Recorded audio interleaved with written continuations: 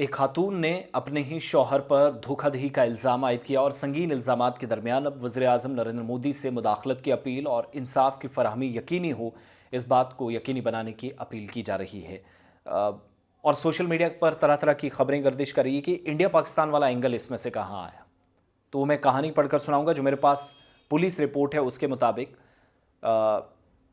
कराची के अंदर एक खातून है, पाकिस्तानी खातून, और वहाँ इस वक्त रह रही हैं। निकिता नाग देव इनका नाम है। प्राइम मिनिस्टर मोदी से अब इंसाफ की अपील कर रहे हैं। उनका ये दावा है, इस खातून का, यानी जो पाकिस्तान के शहर कराची में मुकीम ये खातून है निकिता नाग देव, कहती हैं कि उनके शौहर मध्य प्रदेश इंडिया में इंदौर में रिहाइश पजीर विक्रम नाग देव ने शादी के बाद उन्हें धोखा उनके साथ किया, उन्हें तनहा छोड़ दिया और कोरोना वायरस के दौरान कराची वापस भेजकर खुद भारत में दूसरी शादी की तैयारी करते रहे। निकिता तफसीली वीडियो जारी करती हैं, जो मैं वीडियो नहीं दिखा सकता, कॉपीराइट्स का मसला है। पूरी कहानी बयान करती है और इल्ज़ाम लगाती है उनके शौहर ने उन्हें जहनी और जिस्मानी तौर पर सताया। अब वो बगैर किसी सहारे के इंसाफ की तलाश में है। निकिता के मुताबिक उनकी शादी 26 जनवरी 2020 को कराची में हिंदू रसूमात के मुताबिक हुई। वो शादी के फ़ौरन बाद फरवरी 2020 में विक्रम के साथ इंडिया चली गई। कोविड के दौरान काफ़ी सुर्खियों में रहे थे, हमें याद है।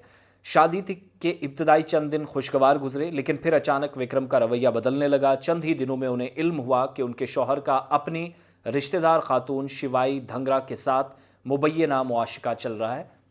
आशिक माशूकी का खेल है अपने ही रिश्तेदार के साथ, जो कि ये रितिका बता रही है, निकिता माफ़ कीजिएगा। फिर कहती हैं कि जब उन्होंने ये बात अपने ससुर को बताई तो उन्हें मामूल की बात इसे बताकर नज़रअंदाज कर दिया। निकिता ने वीडियो में ये भी कहा कि मुझे घर वालों की तरफ से कोई मदद नहीं मिली। खातून ये मज़ीद इल्ज़ाम लगा रही कि विक्रम रोज़ाना उन्हें जिस्मानी और जहनी अजियत देते हैं। इंडिया में उनका कोई सहारा नहीं था। फिर कोरोना वबा के दौरान विक्रम ने उन्हें मशवरा दिया कि वो 1 माह के लिए अपने पेरेंट्स के घर, वालिदैन के घर कराची चली जाएँ। फिर ये भी कहा कि उनके वीज़े में कुछ मसाइल है जो बाद में हल कर लिए जाएंगे। और निकिता के मुताबिक मैं कराची आने के बाद वीज़े के कागजात मांगती रही, मगर विक्रम ने देने से इनकार किया। फिर मुझे व्हाट्सएप पर ब्लॉक कर दिया।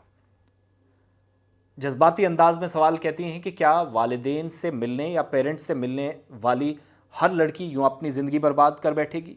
मेरी गलती क्या थी? मैं शौहर के कहने पर वालिदैन से मिलने गई। निकिता के दावे के मुताबिक गैरकानूनी तौर पर शिवाई धांगरा से मंगनी भी उसके शौहर ने कर ली है और भारत में अब महिलाओं को, ख़वातीन को इंसाफ नहीं मिलना चाहिए, इंसाफ नहीं मिल रहा है।